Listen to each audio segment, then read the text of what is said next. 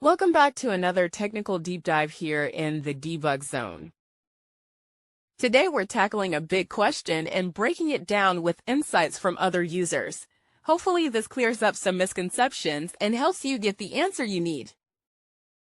So buckle up, stay a little curious, and let's jump right in.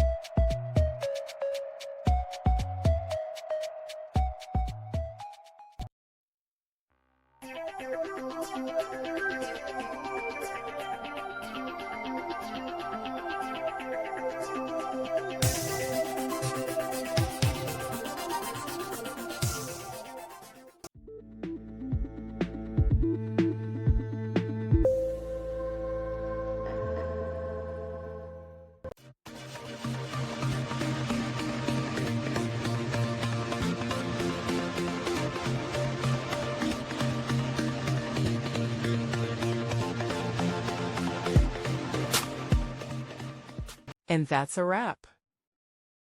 I hope you found the answer you were looking for. If you did, take a second to hit that subscribe button. It really helps out.